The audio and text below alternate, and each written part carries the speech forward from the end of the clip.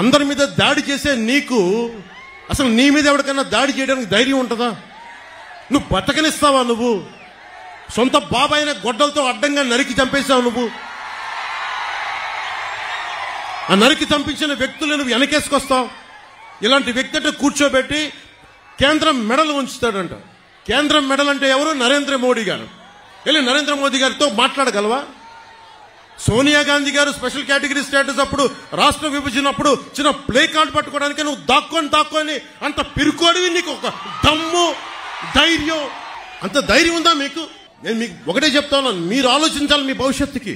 దశాబ్దం నుంచి రోడ్ల మీద తిరుగుతా ఉన్నా. ఇంతమంది చిత్రకథా నాయకులు ఉన్నారు. మెగాస్టార్ చిరంజీవి గారు ఉన్నారు, రెబల్ స్టార్ ప్రభాస్, మహేష్ గారు, అల్లు అర్జున్ గారు, రామ్ చరణ్ గారు, జూనియర్ ఎన్టీఆర్ గారు, ఇలా ఎంతో మంది నాయకులందరూ ఏ రోజు కూడా చిత్ర పరిశ్రమని రాజకీయ పరంగా ఎవరు వేధించలా. ఇందాక అక్కడ బోర్డు చూస్తుంటే మనల్ని ఎవరు ఆపేదని ఒక బోర్డు ఉంది. నాది దేనికంటాం ఆ మాట? అంటే ప్రజాస్వామ్యాలు మాకు హక్కు లేదా? ఇక్కడున్న ఎమ్మెల్యేకి ఈ మాటలు కూడా మంచి రావట్లేదు, కొంచెం కోపాన్ని ఉంచుకున్నాం. ఇలాంటి ఆకురవుడీలకు మేము భయపడతామా? వారాహి ఎలా వస్తో ఆంధ్ర రోడ్ల మీద మీరు తిరుగుతాం, మేము చూస్తామా? బెదిరిస్తారా మమ్మల్ని?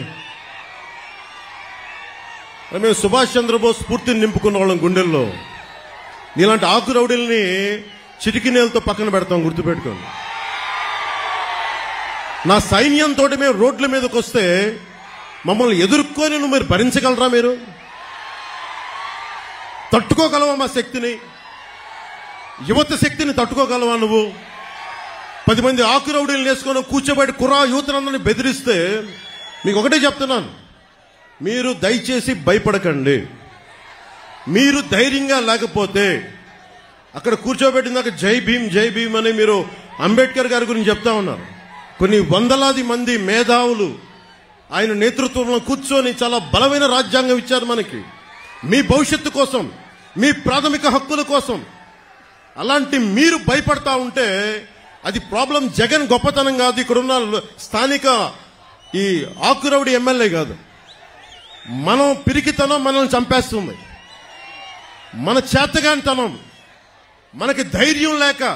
అరే నాలాంటి వాడు ఒకడు, నేను గొప్ప కుటుంబాల నుంచి రాలా, మా నాన్న ముఖ్యమంత్రి కాదు, నాకేం పెద్ద గొప్ప కుటుంబాల నుంచి వచ్చిన వాళ్ళం కాదు. అరే మా నాన్న ఒక పోలీస్ కానిస్టేబుల్ గా వచ్చి ఎక్సైజ్ లో ఈఎస్ గా రిటైర్డ్ అయిన వ్యక్తి, ఏఈఎస్ గా.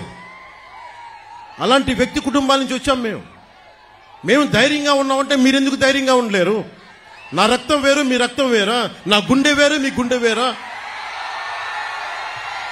నాకు ధైర్యం ఉన్నప్పుడు మీకెందుకు ధైర్యం ఉండదు? నేను అది చూపించడానికి వచ్చాను. అధికారం పరమావధి కాదు, మార్పు పరమావధి. మీరు బాగుంటే నాకు చాలా ఆనందం.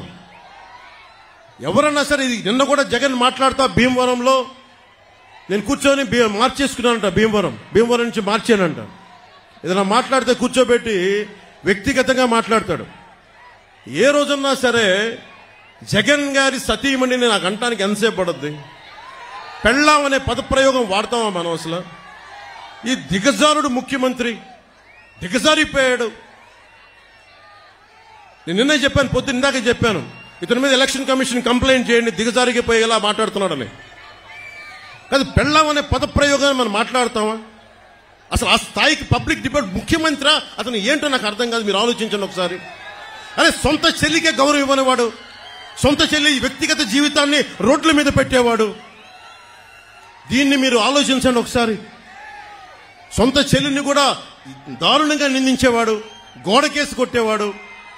సునీత గారు వైరాలజిస్ట్, ఆవిడని కూడా ఇబ్బంది పెట్టేసేవాడు. చంద్రబాబు గారు ముఖ్యమంత్రిగా ఉన్నప్పుడు ఏ రోజున్నా సరే ఆయన నిజంగా జగన్ లాగా ఉంటే అసలు జగన్ తిరగలిగేవాడా? రోడ్ల మీద తిరగలిగేవాడా? ఆయన నిజంగా ఎంతో చాలా వరకు ప్రజాస్వామ్యాన్ని పరిరక్షించే వ్యక్తి. నేను కూడా ఆయనతో విభేదించాను, నన్నేమో ఆపలేదు ఎక్కడ, నాకే పోలీస్ ప్రొటెక్షన్ తగ్గించలేదే, నాకెక్కడ పర్మిషన్ డినై చేయలేదే. అందుకే నాకు ఆయనంటే గౌరవం. ప్రతి నాయకుడికి ఇంకోళ్ళకి విభేదాలు ఉంటాయి పాలసీ పరంగా. అవి ప్రజలకు సంబంధించి తప్ప ఏ రోజు కూడా ఆయన కూర్చొని అప్రజాస్వామికంగా ఆయన ప్రవర్తించాల. జగన్ ఈ రోజు కూర్చొని మేము రోడ్ల మీదకి రావాలంటే అన్ని ఆంక్షలు పెడతాడు. అతనే కొట్టుకొని మా మీద నెపం పెడతాడు. ఇంకొకసారి జగన్ని మీరు కేవలం వచ్చే ఎన్నికలు కాదు, రాజకీయాలను అతను పక్కన పెట్టకపోతే ఆంధ్రప్రదేశ్ కాదు దేశానికి కూడా ఇలాంటి నాయకులు చీడ పురుగులు. మీరు దయచేసి బలంగా పెట్టుకోండి. మీరు గనుక బయటికి వచ్చి బలంగా ఈ రోజున చిన్న చిన్న ఉత్సాహం కాదు, పాలపొంగులకు రాకుండా నిజంగా లోతుగా అధ్యయనం చేయండి. మీ భవిష్యత్తు ఇది. నా భవిష్యత్తుకి ఇబ్బంది లేదు, చంద్రబాబు గారి భవిష్యత్తుకి ఇబ్బంది లేదు, ఆయన కుటుంబానికి ఇబ్బంది లేదు. కానీ ఇన్ని కోట్ల మంది ప్రజల భవిష్యత్తుని ఒకళ్ళు బాధ్యత తీసుకోవాలంటే చాలా కష్టమైన పని. మా సైజులు మేము తగ్గించుకున్నాం.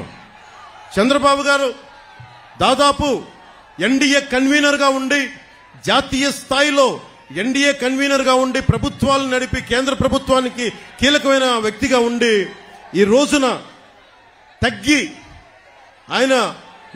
ఆయనకి ఎమ్మెల్యేలు కుదించుకొని తగ్గించుకొని వచ్చారు. అలాగే నాకు కూడా ఓట్ పర్సంటేజ్ పెరిగి కూడా నేను తగ్గించుకున్నాం. మనకి బలమైన బందర్ను కూడా తెలుగుదేశం పార్టీకి వదిలేసాం ఈ రోజున కొల్లు రవీంద్ర గారిని గెలిపించడానికి.